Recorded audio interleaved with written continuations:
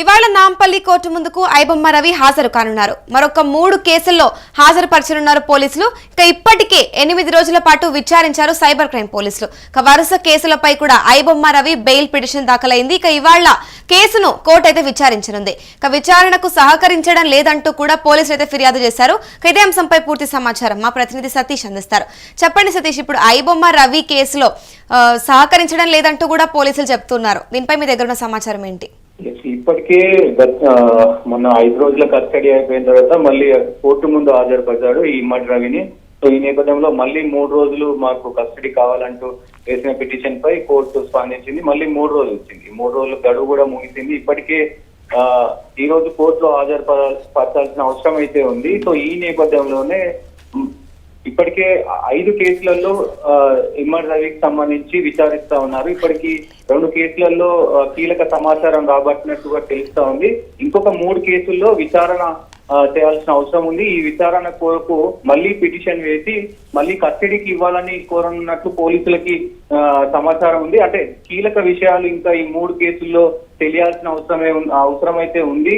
So దాదాపు 80 లక్షలు సంబంధించిన అంటే 80 లక్షలకు సంబంధించిన వ్యవహారం అంతా కూడా కీలక సమాచారం ఇచ్చినట్టు తెలుస్తోంది. ఒకవైపు 20 కోట్లకు సంబంధించి ఈ వెబ్సైట్లకు సంబంధించి కూడా సమాచారం అందించిన పరిస్థితులు అయితే కనబడుతున్నాయి. సో ఈ నేపథ్యంలోనే రవి యొక్క అడ్వకేట్స్ అయితే ఎవరైతే ఉన్నారో ఈ రోజు కంపల్సరీగా బెయిల్ ఇప్పిస్తామంటూ కూడా ఒకవైపు సోషల్ మీడియాలో ఇతరత్ర వాటిలో వాదనలు వినిపిస్తా ఉన్నాయి. సో ముఖ్యంగా ఈ రోజు కోర్టు మరి రవి విషయంలో ఏం తేల్చనుంది ఏంటి అనేది చర్చనీయాంశమైంది. ఇప్పటికే ఇండియాకు సంబంధించి వారసత్వం అంటే పౌరసత్వం లేదు కాబట్టి మరి కోర్టు ఎలాంటి నిర్ణయం తీసుకోబోతుంది అనేది కూడా నిపుణులు కొంతమంది అయితే అంటే ఇక్కడ ఆయన వెబ్సైట్లు అంటే ఇక్కడ నుంచి క్రైమ్ చేయలేదు కాబట్టి ఇక్కడ నుంచి పైరసీ చేయలేదు కాబట్టి కోర్టు శిక్ష వేయకపోవచ్చు అనే వాదనలు కూడా వినిపిస్తా ఉన్నాయి. సో మరి ఏం నిర్ణయం తీసుకోబోతుంది అనేది కూడా ఒక చర్చనీయాంశమే. రైట్, ఇప్పుడు మరి చూసుకుంటే విచారణకు కూడా సహకరించలేదంటూ పోలీసులు అయితే చెప్తూ ఉన్నారు. మరి ఇప్పుడు ఈ అంశంపై లీగల్ టీమ్ ఎలా స్పందిస్తుంది అంటారు? కీలక అంటే మూడు కేసులకు సంబంధించి కీలక సమాచారం అయితే చెప్పాడు. కానీ మొత్తం డీటెయిల్స్ చెప్పట్లేదు. దీనికి సంబంధించి నాకు తెలీదు, మర్చిపోయాను అంటూ కూడా ఆయన చెప్పిన పరిస్థితులు అయితే కనబడుతున్నాయని పోలీసులు చెప్తున్నారు. ఈ నేపథ్యంలోనే దానికి సంబంధించి ఇటు ఇండస్ట్రీ పైన కూడా ఫిలిం ఇండస్ట్రీ పైన కూడా పెద్ద ఎత్తున కామెంట్ చేసిన పరిస్థితులు కనబడుతున్నాయి.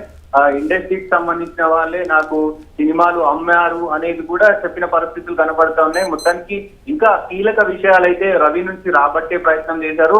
సో కానీ రవి ఏం చెప్పకపోవడంతో పిటిషన్ వేసి అంటే మళ్ళీ మాకు రిమాండ్ కు ఇవ్వాలి అన్నట్టు కూడా పోలీసులు అయితే గట్టిగా వాదించే అవకాశం ఉంది. సో దీనికి సంబంధించి మరి రవికి సంబంధించి పూర్తి వివరాలు తెలుసుకోవడానికి మాకు ఇంకా టైం కావాలి, ఇంకా కస్టడీ కావాలి అని పోలీసులు చెప్పే అవకాశం ఉంది. కానీ కోర్టు ఇప్పటికే 8 రోజుల గడువు అయిపోయింది కాబట్టి మరి 8 రోజుల్లో ఏ దానికి సంబంధించి వెబ్సైట్లకు సంబంధించి లావాదేవీలకు సంబంధించి ఆయన చేసిన క్రైమ్ గురించి మొత్తం డీటెయిల్స్ కోర్టు ముందు హాజరుపరచనున్నారు. సో అవన్నీ చూసిన తర్వాత మరి కోర్టు ఏ నిర్ణయం తీసుకుంటుంది. ఇప్పటికే 8 రోజుల కస్టడీ అయిపోయింది కాబట్టి మరి ఈ 8 రోజుల్లో మీరు చేసిన ఇన్వెస్టిగేషన్ ఇదేనా అని చెప్పి అంటదా మరి ఏంటి అనేది ఇంకా ముఖ్యంగా తెలియాల్సిన అవసరం అయితే ఉంది.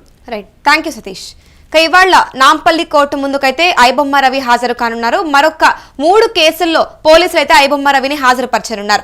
ఇప్పటికీ కూడా 8 రోజుల పాటు సైబర్ క్రైమ్ పోలీసులు రవిని విచారించారు. వరుస కేసులపై కూడా ఐబొమ్మ రవి బెయిల్ పిటిషన్ దాఖలైంది. ఇవాళ కేసును అయితే కోర్టు విచారించనుంది. ప్రస్తుతం విచారణకు సహకరించడం లేదంటూ కూడా పోలీసులు అయితే చెప్తూ ఉన్నారు. మరి ఇప్పుడు ఈ రోజు కోర్టు గత 3 కేసుల్లో ఏవైతే ఉన్నాయో గత 8 రోజులుగా కూడా కస్టడీలో ఉండి పోలీసులు విచారించారు. మరి ఈ అంశాలన్నింటినీ పరిగణలోకి తీసుకొని ఎటువంటి తీర్పునిస్తుంది అనేది మాత్రం చర్చనీయాంశంగా మారింది.